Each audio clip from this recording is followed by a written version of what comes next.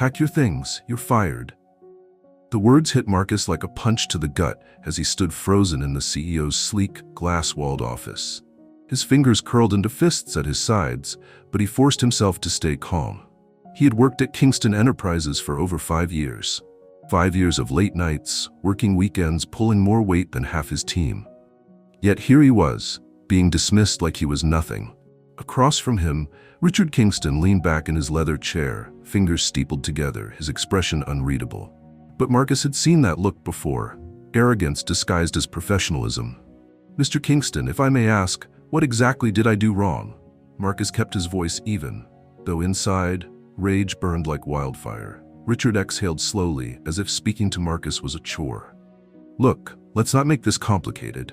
You're just not the right fit here." Marcus narrowed his eyes. "Not the right fit? My performance reports have been excellent. I just closed $1 million deal last quarter. So tell me, what exactly is the issue?"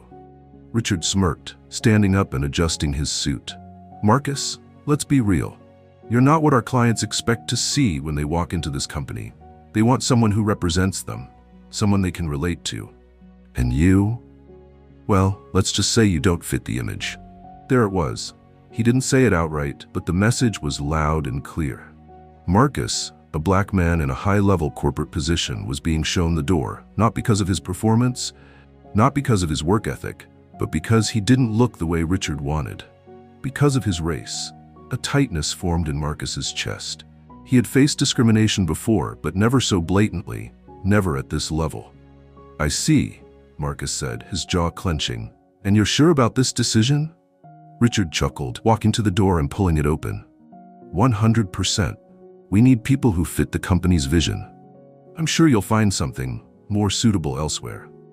Marcus stared at him for a long moment. Then, with a slow nod, he turned and walked out. Not knowing that soon, Richard Kingston would regret this decision more than anything in his life. Marcus walked out of Kingston Enterprises with his head high, but inside, anger and betrayal simmered beneath the surface. 5 years. 5 years of blood, sweat, and dedication tossed aside like garbage. He should have seen it coming. The microaggressions, the way Richard always overlooked him for promotions, and now the blatant racism disguised as company image. But if Richard thought he had crushed Marcus, he was dead wrong. As he stepped onto the street, his phone vibrated in his pocket. He glanced at the screen. Unknown caller. Normally he wouldn't answer, but something told him to pick up. Marcus speaking. "Marcus, my boy, I heard what happened." The voice was deep and familiar. Terrence Caldwell. Marcus's stomach tightened. Terrence Caldwell wasn't just anyone. He was the silent majority shareholder of Kingston Enterprises. Richard Kingston thought he owned the company, but in reality, Terrence controlled more shares than anyone else. He just preferred to stay in the background, watching from the shadows. "I just walked out," Marcus admitted, trying to keep his voice even. "Didn't expect this call, though." Terrence chuckled. "Oh, I bet you didn't. And I bet Kingston didn't expect me to hear about his little stunt so fast either." Marcus ran a hand over his face. "Look, I appreciate the concern, but what's done is done." Terrence's voice turned sharp. "No, Marcus, what's done is about to be undone. Meet me for dinner tonight. I think it's time we have a little boardroom shake-up." Marcus's brows furrowed. "Boardroom shake-up?" Terrence's voice dripped with amusement. "Let's just say, by this time tomorrow, Kingston is going to wish he never laid eyes on you." Marcus felt a slow grin spread across his face. This wasn't over. Not by a long shot. The next morning, Richard Kingston strutted into the Kingston Enterprises headquarters with his usual air of arrogance. To him, firing Marcus had been nothing more than another business decision, a necessary step to maintain the company's image. As he walked through the sleek hallways, he noticed something odd. People were whispering, exchanging glances, some even looking nervous. He frowned. Why the hell was everyone acting so tense? Just as he was about to reach his office, his assistant Claire rushed up to him, her face pale. "Mr. Kingston, the board has called an emergency meeting." Richard narrowed his eyes. "What? Why? Who called it?" Claire swallowed hard. "Mr. Caldwell." Richard's stomach dropped. Terrence Caldwell never got involved in daily affairs. Something was very, very wrong. The tension in the conference room was suffocating. The entire board of directors sat in their usual places, But today, there was something different. Every eye was trained on Richard, cold and expectant. At the head of the table sat Terence Caldwell, leaning back in his chair, his fingers tapping against the polished wood. Beside him, to Richard's utter shock, sat Marcus. Richard stiffened. "What's going on here?" Terence chuckled, gesturing toward the seat across from him. "Sit down, Kingston. We need to have a talk." Reluctantly, Richard took his seat, forcing his expression to remain neutral. He still had control of this company, right?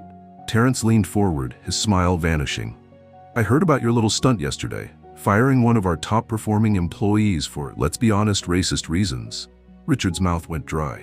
That's not what happened." Terence tilted his head. "Really? Because from what I heard, you told Marcus he wasn't the right fit despite his outstanding record. And funny enough, Marcus happens to be one of the most valuable employees this company has ever had." Richard's palms began to sweat. "Where was this going?" Terence straightened. "Let me remind you of something, Kingston. I hold the majority shares in this company. I may have let you play CEO all these years, but make no mistake, I own this empire." Richard's breath hitched. You wouldn't." Terence smirked. "I already did." He tossed a document across the table. A signed order removing Richard Kingston as CEO, effective immediately. The room fell into dead silence. Richard snatched the paper, his eyes scanning the legal text. It was real. No, this is a mistake. You can't just—" "I can," Terence cut in smoothly. "And I did. Oh, and one more thing. I needed a new CEO. Someone competent. Someone who actually values employees based on their work ethic, not the color of their skin." Terence turned toward Marcus and smiled. "Congratulations, Marcus. You're the new CEO of Kingston Enterprises." The entire room exploded into murmurs. Marcus's eyes widened, but then a slow, confident grin spread across his face. "I accept." Richard sat there frozen, his world crashing down around him. Marcus turned to him, meeting his gaze with calm authority. "Looks like I'm the right fit after all." Richard's face burned red with rage and humiliation. This wasn't happening. He had spent years building his reputation, ensuring that Kingston Enterprises reflected his vision. And now, he was being tossed out like yesterday's trash. He shot up from his seat. "You can't do this to me. I built this company." Terence smirked. "No, Kingston. I built this company. You just sat in the chair." Richard's fists clenched. "You'll regret this. You think this." He gestured wildly at Marcus. "This rookie can run my company?" Marcus leaned forward, clasping his hands together. Calm, unbothered, powerful. "First of all, it's my company now." The boardroom fell silent again. Marcus let that sink in before continuing. "Second, I've been running your company for years unofficially. You just took credit for my work." Richard opened his mouth, but Marcus wasn't done. "And third," Marcus smirked, "I hope you enjoy your severance package." "Oh wait." He turned to Terence. "Does he get one?" Terence chuckled. "Actually, he doesn't. Fired for cause." A wave of gasps rippled through the boardroom. Richard's jaw dropped. "Fired for cause? That means—" Marcus nodded.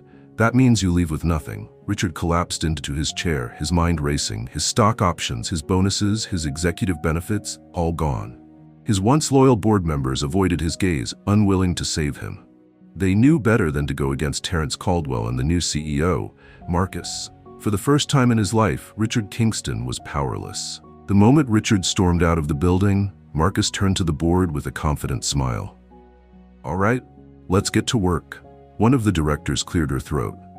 "What's your first order of business?" Marcus didn't hesitate.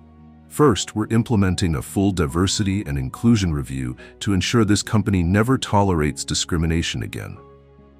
A few executives shifted in their seats, but no one dared to argue.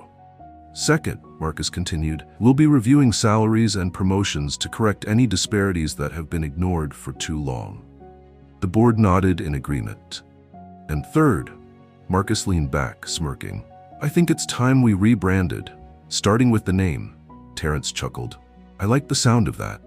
Marcus glanced at the sleek Kingston Enterprises logo on the wall, the name of a man who no longer had any place in this company. Yeah, it was time for a new era. Weeks later, Richard Kingston sat in a tiny, dimly lit apartment. His luxury mansion? Sold to pay his debts. His designer suits? Pawned for cash. His fancy cars? Repossessed.